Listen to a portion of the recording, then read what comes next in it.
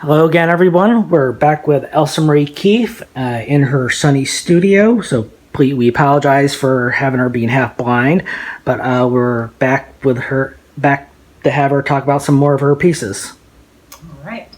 So here, looking at a print, this one, some of my pieces I title and retitle, but the working title for this is "We Walk in Circles, the Blind Leading the Blind," which is actually some words that I got from one of my favorite songs, and it's also just words that keep coming up in a lot of my podcasts and philosophical discussions around humanity in general, is that we're literally walking in circles and experiencing life in this very cyclical nature, waves of existence and whatnot.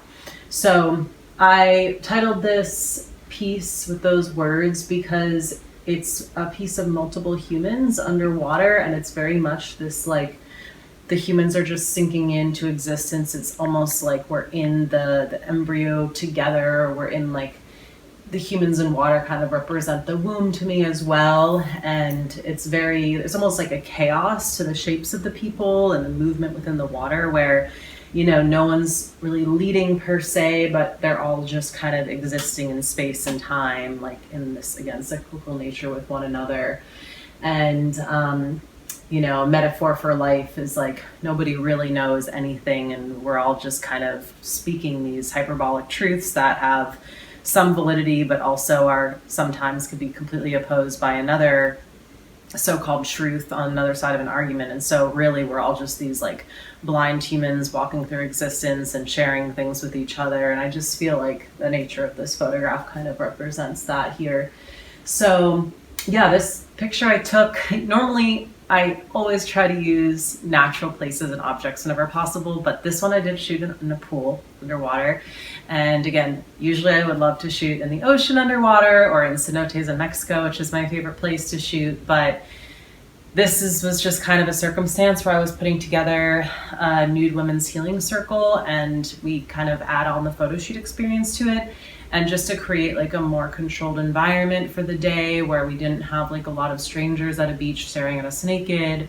Also, my friend had a house in the Hamptons that she was staying in, and it had a pool, so we decided to use that as the location for this shoot. This was actually taken 3 years ago, which is ironic because I just made an Instagram post today referring to my music video I made the day after this with the same group of women in Montauk. So it's pretty apropos that we chose this one to talk about today. And again, it was pretty much just 3 years ago as of today I shot this, and it was out in New York and again in the Hamptons. And yeah, basically it's just kind of one of the pieces to my life and practice where because of, one thing that's led to another, which I can go into it in a little bit more detail if you'd like, but basically I've started hosting women's healing circles over the years, specifically nude women's healing circles. And I don't remember if I spoke on this before to you, but essentially I have been shooting naked people for all of my adult life. I've been naked all of my life, off and on, obviously in nature, bathing in the forest and in seas and rivers. But in my not mid 20s, but approaching my later 20s almost, 27, 28, I was living in New York City. And I was working my one and only desk job that was very short-lived and not my cup of tea. And I just remember sitting at my desk one day, and my best friend's soulmate texted me. She was in Colorado, but she texted me a link to a naked dinner party in New York City. And I was I don't want to say bored at my desk job, but I was kind of what am I doing here? Oh my God, I'm working this 9 to 5. Again, it was very short-lived. But the point is I actually had an extra $20 in the bank to pay for the dinner. And I also had a little bit of time because I wasn't really in hustle mode with my art like I normally was with showing and going to different nighttime events. It's exhausting. I can tell you that right now. For the people who don't know. So it's such a hustle. So I had this kind of respite and a little bit of time where I was able to go to this dinner party. I kind of was rolling my eyes because if I had come across this link on my own, I probably wouldn't have gone because I didn't actually consider myself a nudist. But this was a really pivotal moment for me because even though I've been taking nude photographs, I didn't consider myself a nudist until I attended this dinner party. And so when I went, I arrived in Brooklyn on this one rainy night. And immediately, I got inside, everybody was naked. I took off my clothes, we sat in a circle, we had dinner, and it was just this phenomenal, supernatural experience. And in that moment, I realized, I feel totally comfortable. I feel completely at home here, and I guess I am a nudist. And I remember texting my friends the next day, like my childhood friends, they're like, yeah, of course you're a nudist. Like they were just laughing at me because they knew, but I don't like labels typically, so that's why I didn't like calling myself that. But in this case, I think sometimes labels can be really helpful, just in like helping people understand a little bit more about you, even if like I don't necessarily identify as a nudist or naturist around the clock. For example, like I don't actively get naked inside just to be naked. Like I'm naked inside if I don't have time to put on clothes or if I'm just hot and I don't feel like it.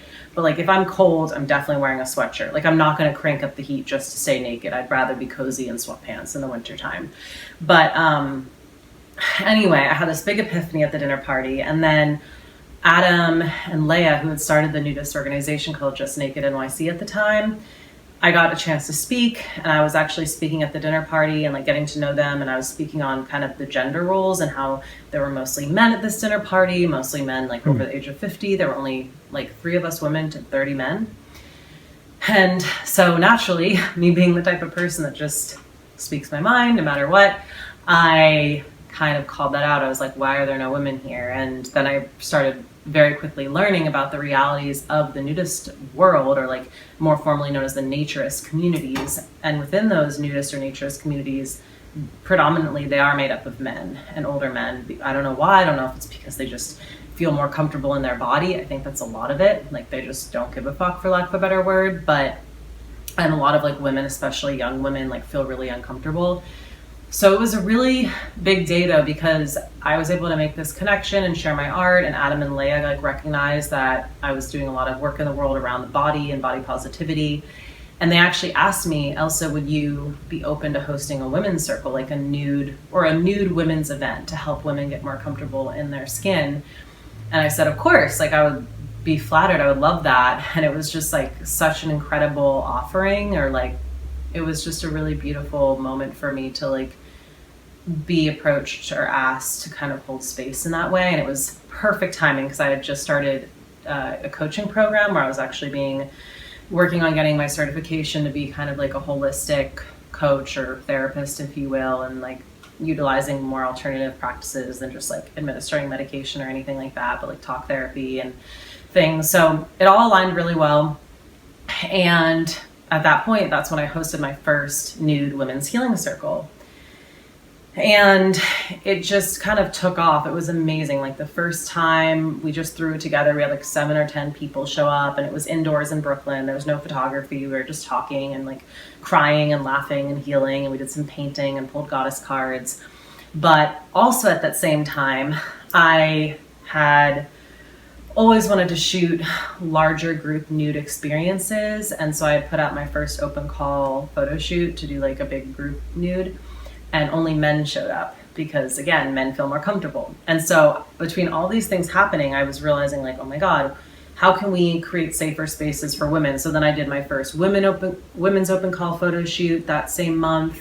And then I was like, you know what, I should just start combining these. So instead of doing like an open call photo shoot, which is a healing experience in its very nature, but instead of like keeping that separate from the healing circles, I decided to start kind of combining them. And so this photograph happened at, I'd say, one of the earlier experiences where it was kind of like called a nude women's healing circle and photo shoot experience. And so that's where this image was taken. All right. Do you have anything else about this particular piece? That sums a lot of it up. All right. We're going to take a short break. We are going to take a short break, and we'll be right back.